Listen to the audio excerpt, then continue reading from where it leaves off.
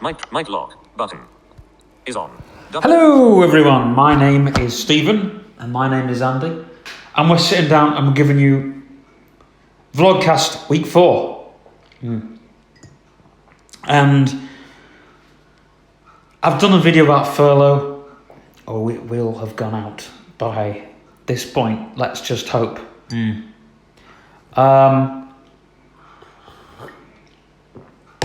I'm drinking a very good cup of coffee at the moment. So since last week I've got a whole lot of shit to do, a whole lot of work to do.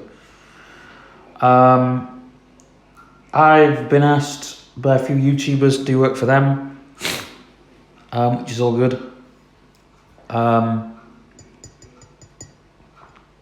And fruit and veg shop, doing work for them. Yep. So that's pretty good. I've also done a video on my empire, which is coming out at the end of this week, which is giving you a rough, not a tour around my empire, but talking about it, because a lot of people ask.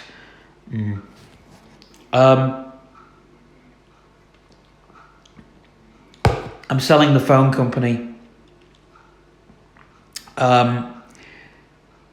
I've got a virtual office opening in Banks, and we're just kind of going to sell the company. We're going to sell the units. They're getting when 5:01 p.m. The units are open. Settings 1 minute ago. Software update will. Mic trigger. Mic lock button is on. Finish recording button. But yeah, another thing that I wanted to talk about is a video on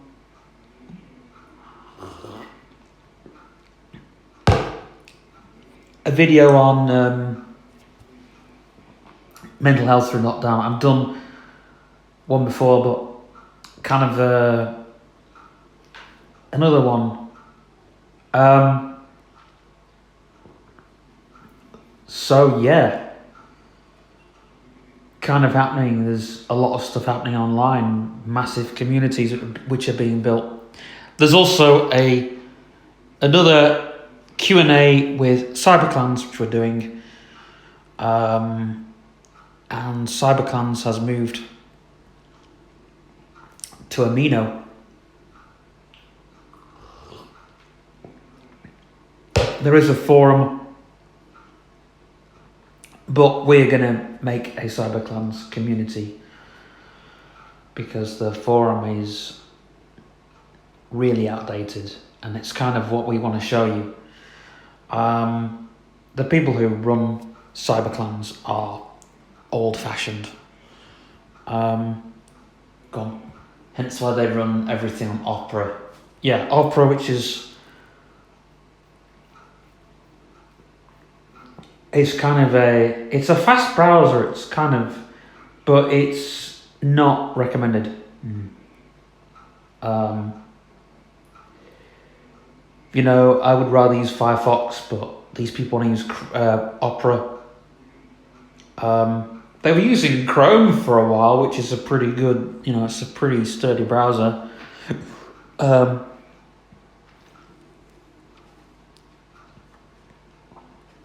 It's a pretty good, but it all depends on what people are used to, I guess. Also, by this point, I assume that people will know that the browser's like holding up to like the Cyberclans browser is no more, so that's now an open source, or it's being open sourced by the end of next month. Yep.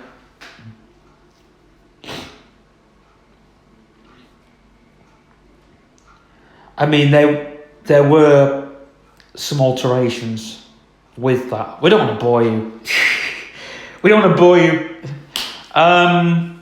VTech video got done. Oh yeah. Oh yes.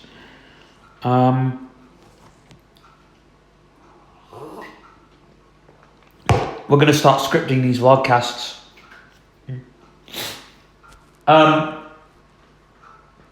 Also, my next weekly vlog after this one, the behind the scenes, will be done with the N95 and the VTech camera. Both the cameras. And if I do use my iPhone, it will be because I'm either doing something quickly or I haven't got those cameras to hand.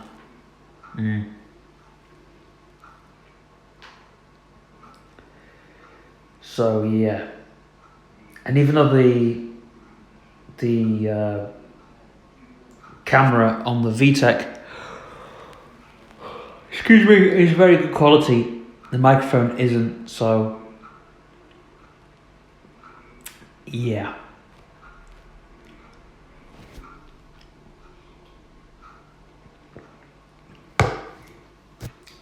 Plus we're doing a big sort out part 3 of 1 and part 3 of 2, because I've already done some of the ones featuring in part 3 of 1.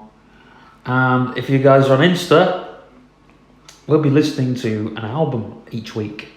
An album that you request and sort out. So yeah, you can hear the album in full. So yeah. In other news,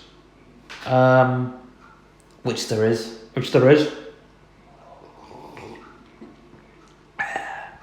Slurpy news. Yeah, in other news,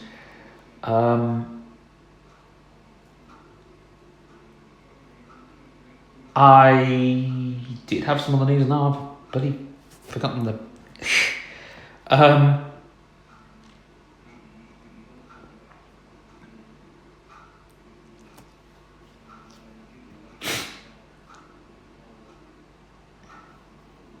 Oh yeah.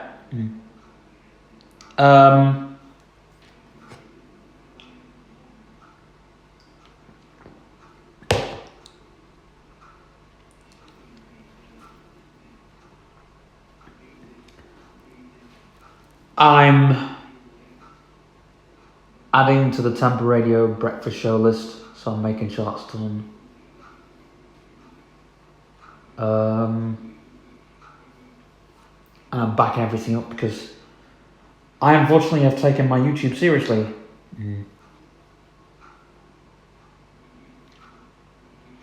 Even though I don't get paid for YouTube.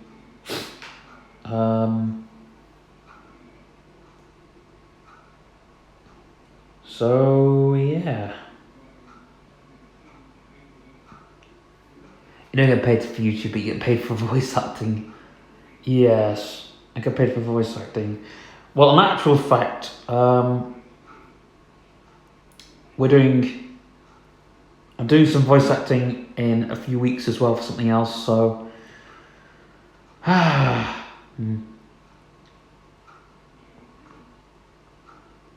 and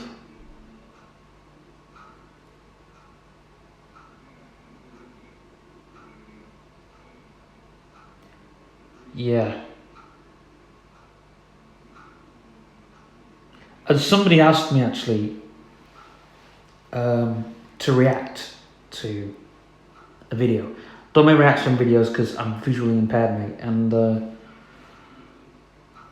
lot of the videos I watch don't react. You know, it's a lot of the reaction stuff, or the things that I would react to, have got old pretty quickly. You know, it all depends on which is creepy, which is why I've made the TikTok compilations. You know, you decide. And this one's going to be a big one, because yeah.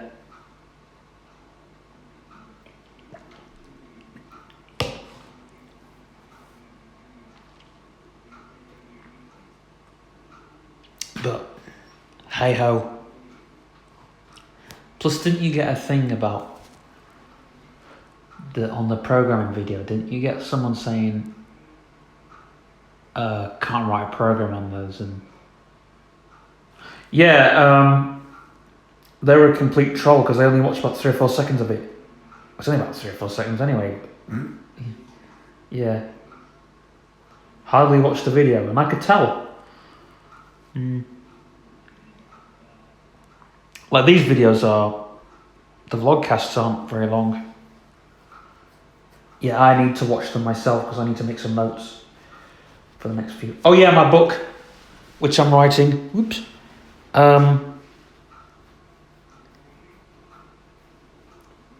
It's going pretty well, but it's become more sort of a cyberpunk fairy tale, and it's actually cyberpunk, but it's kind of it's like a shirt that's taken many years to iron. Yeah, but I don't know if anyone sees the early drafts, but yeah. The first draft, though, even though I've not published, even though I'm not showing it out there, is quite an enjoyable read. The second draft was crap, and then the last 2 drafts of it, the last draft of it, the last 2 drafts of it kind of lost their way partway through.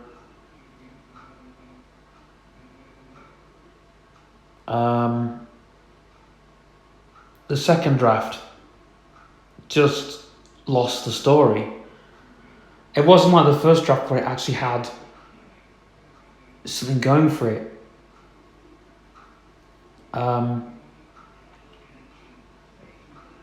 The second draft, the first draft is an outline for the sequel. The second draft is like, why would we even use that? Because I even lost the plot halfway through the story. I only knew the beginning, and it's like, but it's like, this is like, no, we're sticking to it. And it's like the princess is like being stolen. Yeah. It's still very gritty, but it's kind of smoothened out. So it's like a bumpy road, but it smoothens out. It's not like you're on that bumpy road all the way along. This version does have chapters, like the first and second draft. The last draft didn't have any chapters. I was like, sod the chapters. Yeah. Sod the chapters. Let's just go with it. Because who gives a stuff about chapters? And then I was like, no, well, even like books that have like chapter 1 and chapter 2, it's like there's a lot happening in chapter 1, but there's even more stuff that happens in chapter 2. Chapter 2. But it's strange because I've actually been in more into my book than ever before. It's been like, I can't even put it down. I was like writing and writing. And I've decided to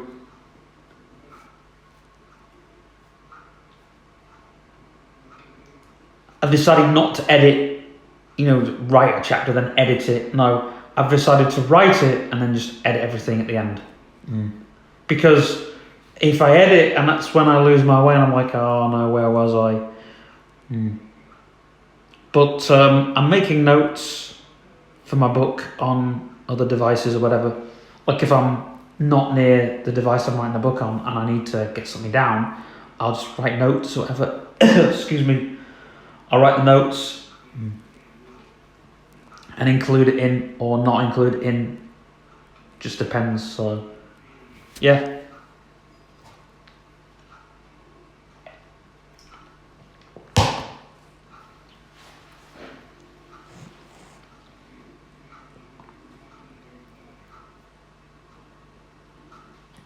Also, another thing that we need to add is, speaking on, we're also writing another book, aren't we? On. Oh yeah. Well, it's a manual.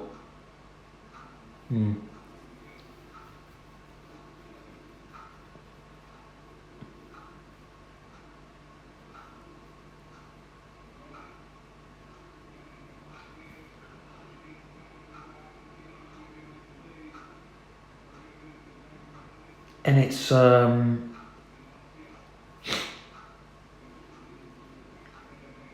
yeah. So we are creating some reading material based off the MGRX packs, which we finished. So that's going to be a good read. Because everyone asked us for like a manual, and we decided, oh, well, we'll write one. But I am also writing a non-fiction book after this, which is about my Asperger's diagnosis. It goes from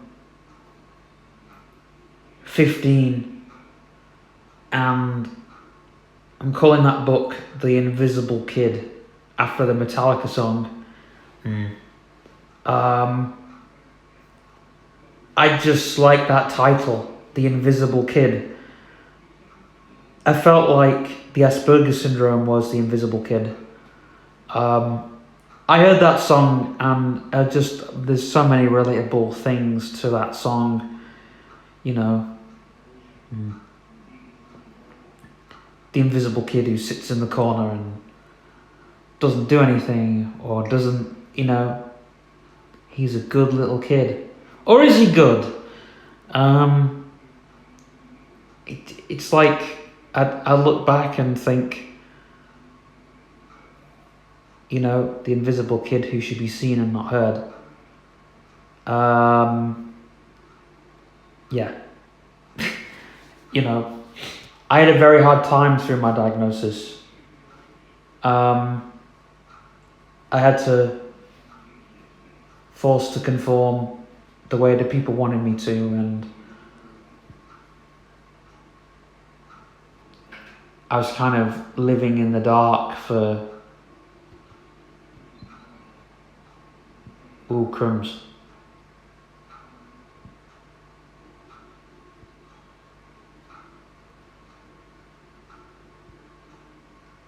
I'm going to say 6 years.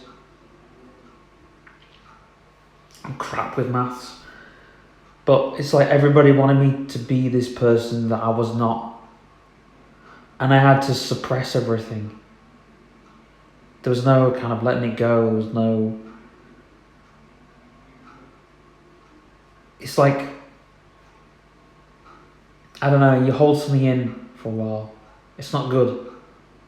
It's not... I've spoke to people, a lot of people about this. A lot of people have Tourette's when they hold their tics in, they call it suppressing. And it's like anything, if you hold something in, if you suppress it, then it becomes really bad.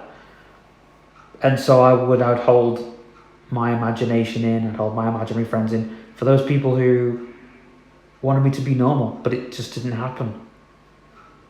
And I've decided, now I've grown up and learned, I won't suppress for anybody, because those people... And in fact, my real dad, who worked in the mental health industry, should have known better. So my anger in the book will be purely to that. I'm not angry, I'm more annoyed. Annoyed that somebody in the mental health industry should have known better. Should have known, they don't train people like, it's like, it's not normal for you. You should behave like this or that. Just because you want to come home from work and, you want to be comfortable. If you want to be comfortable with something, then you shouldn't have worked in that job. You should have worked in something else. You should have just stuck in the radio TV workshop and never come out. Sorry. But it's true. Why get a job in the mental health industry? It's like, you know, you go to work, you work with the patients, and you come home, and that's frustration that's lingering. And just because the person that you're with is saying that, you know, make him be normal, well, that person should be locked in a cage and they should do an ECT on them. Goodness grief. But I think they should, I wouldn't say do an ECT on them. I would say put them in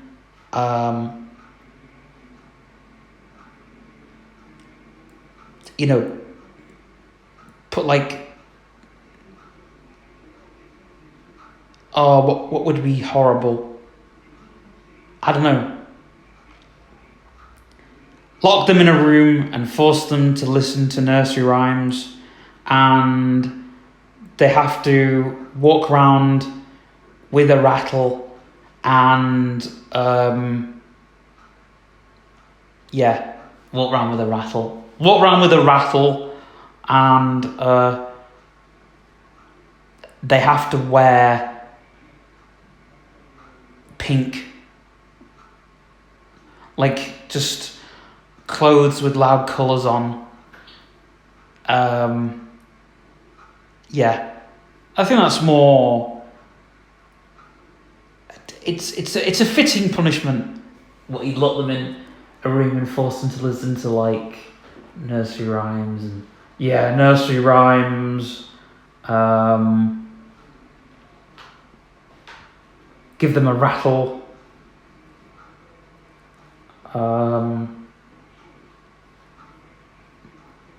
They would have to write lines as well. They'd have to sit on the naughty step. For like however long their age is, every day they'd have to do it. They'd wake up in the morning, they would have to watch cartoons, they'd have to eat sugared cereal and drink orange juice. They'd have to eat rusks, they'd have to have fruit, they'd have to eat their greens. Oh man, it would just be like a jail, and you'd lock them in a room and listen to and they'd have to listen to nursery rhymes on an MP3 player as well. And like, even if they took the headphones off, there would be loudspeakers playing the nursery rhymes, so they wouldn't be able to escape it. There would be no way. And they would have to live in this condition for a month.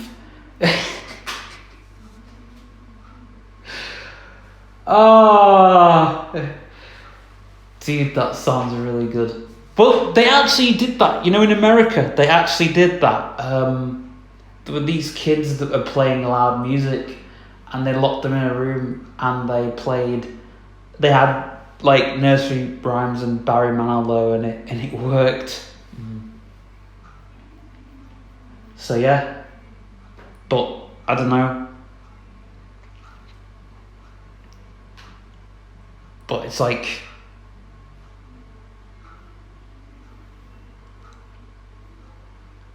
I don't know. Would they change They probably wouldn't, but I think, I don't know, anybody would go insane. It would make them think twice or thrice, you know. But I don't know. There was quite a few, like there was a counsellor who I'd love to lock in a room and play nursery rhymes to her at full blast.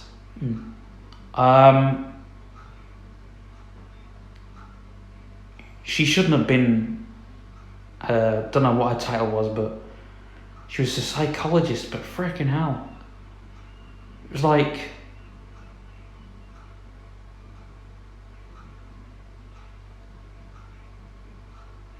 you've heard of demetaling, where they take the metal, all the metal posters and that away from the kids. I felt like that, but in a different way. It was like, we will destroy your world. You know? And I've got no time for those people at all. I've got no time for them.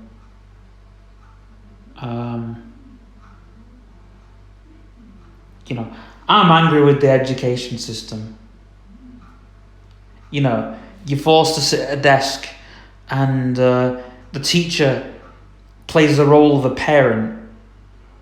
You know, what authority are you teaching kids?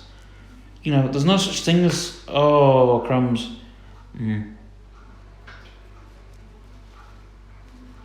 I think to make, like, I will use a brailler to write my frustration on, because I hated the brailler, and I don't hate it so much now, but I just think it'd be good to write my frustration down.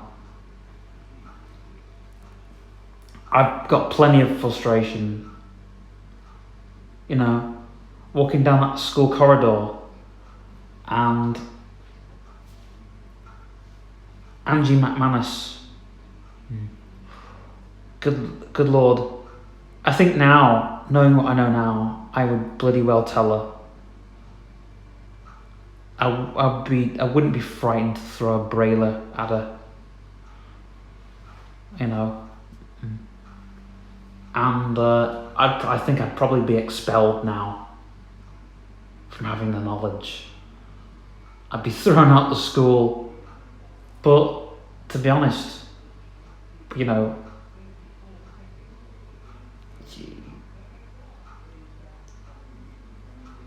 I don't know. Kids don't know much, and then when they do know something, their brain, like when you go to college and you start learning things and you start researching into things, and the whole world just unravels, and it just becomes something of a different nature. You know, like at school, I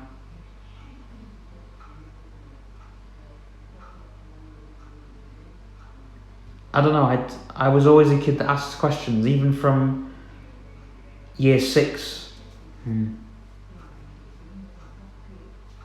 But I don't know.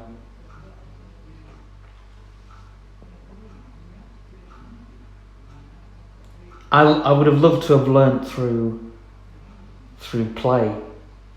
That would have taught me a lot. I know people say that's the wrong way, but everybody learns differently. And I was not assessed properly.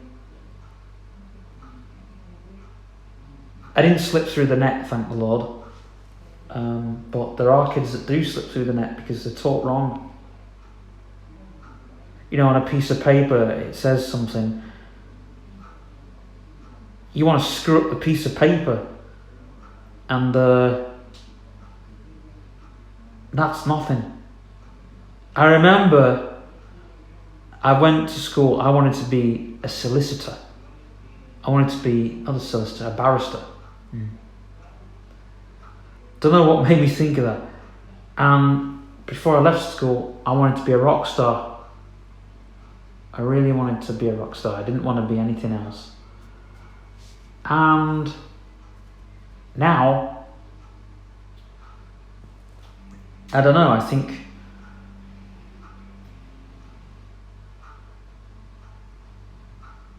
I don't know, I've had the taste of it, and I just think, what's the point?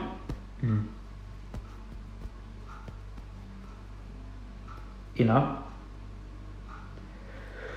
But I think I want to help I want to help parents out there with the kids that have got autism, and they're always saying, why is little Jimmy like this, and so on and so forth. You hear the parents say the same questions. And they'll get their answer in a book. That's where they're going to read their answers.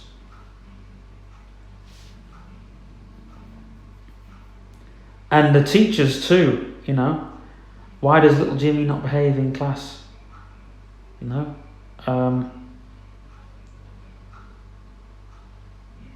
And I remember one time,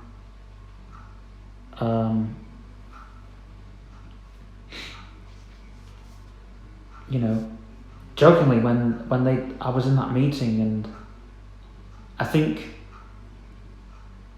I was in year 11, so I was being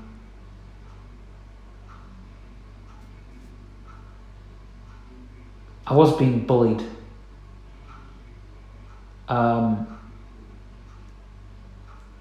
In a way, because I couldn't read.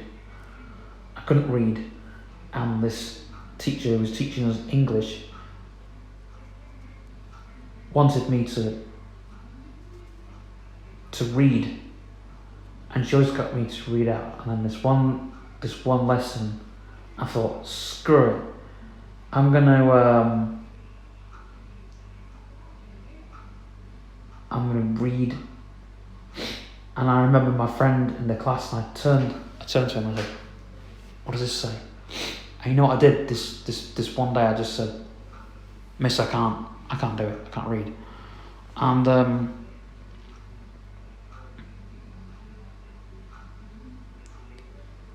so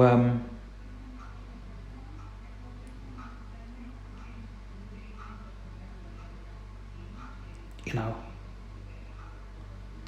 and I was bullied by a few teachers to read. It's, you know, I would have loved reading if I didn't get bullied to read. You know, you can't read, you know, so on. You're being made to read. And being made to do something you hate.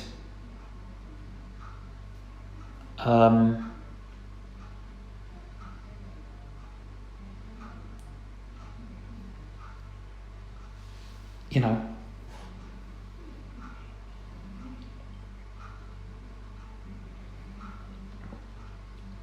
there was a few teachers who did understand, and those teachers I had a lot of time for.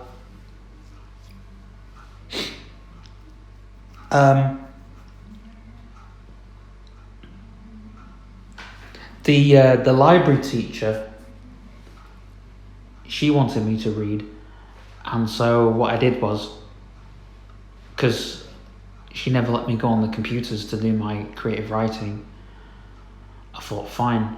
I thought, she wants me to read and not do creative writing, that's fine. So she always wanted me to read books that were difficult. And this one day, I walked over to the easy shelf, and she goes, you shouldn't be picking that, it's too easy. I'm like, Miss, I don't like these books, they're too hard to read. You want me to read something, I'm going to read it. So I then had to get a note from my English teacher so I could access these books in the library. But going back to the English teacher, the other English teacher, I was told, like, because I couldn't read, and then I was like, and so they had this meeting, and it was like all the school governors there, and all the top jerks, and she was there, and I thought, I'm going to say something here, and I said, Miss, I just want to say something. I don't do homework, and she was really annoyed because I actually meant it, you know. And I went out and they said, "You made us all laugh," and I was like, "What do you mean I made you all laugh? Oh, come on, I was. Oh, well, you know, we couldn't laugh in front of you because we wanted you to see the seriousness of it." I was like, I was being serious. And everybody in the school was like, but it wasn't a joke, I meant it, you know? I meant every word. And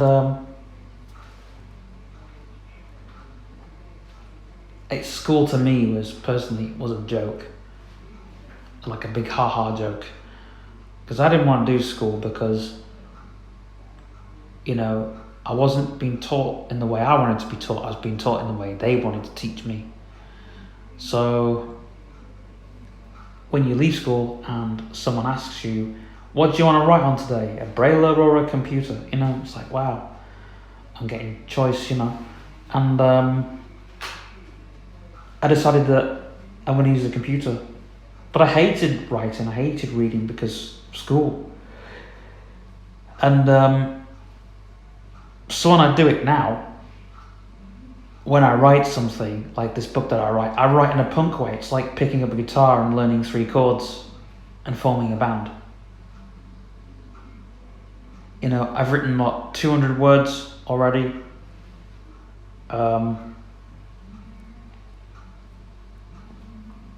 You know, I've written, 2 pages.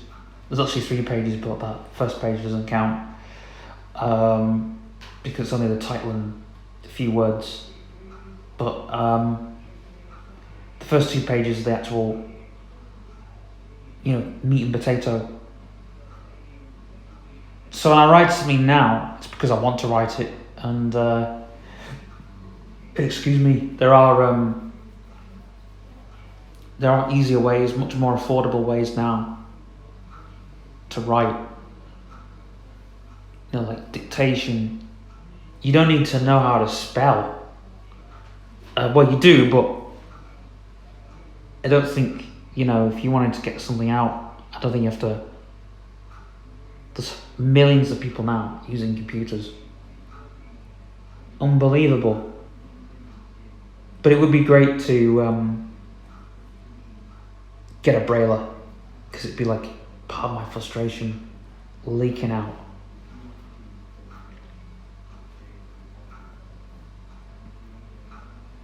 Yes, Andy. So at school you felt like you weren't learning anything because you didn't want to learn, or the stuff I learnt was mostly outside of school. I remember one day I was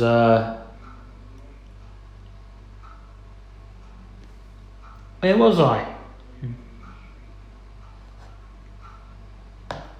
I was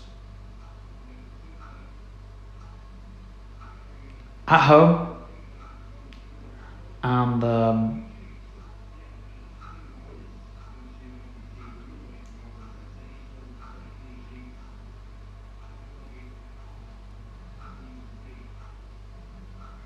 I think I was talking about battles or wars with a friend, and a friend of mine told me about, like, you know, I think we were talking about Lord of the Rings, and we just got talking about battles and stuff, and immediately I was hooked about the military and stuff like that. But, you know, I think when you're larking about school, you don't really think, do you? Just like, yeah, when you're larking about, that's a good word, it's a good term. You know, I like that word, larking about. You know. But I remember one time, I think it was at playtime, and somebody was listening to me playing around, because I used to play this game with police and stuff, and I pretended that the assault course bit was this building, and I was breaking into the building, and one of the care staff came over and said, if you were breaking a bank, you wouldn't do this or you wouldn't do that. I said, what do you mean? You know, and they said that it wasn't good for me to, you know, but hey, I was pretending to break into a bank. Another thing I did one time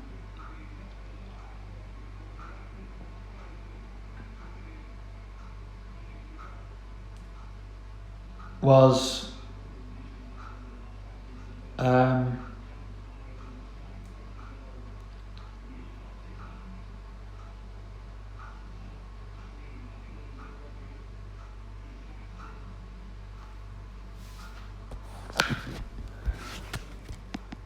Two notifications. Mic trigger. Mic lock. Finish recording.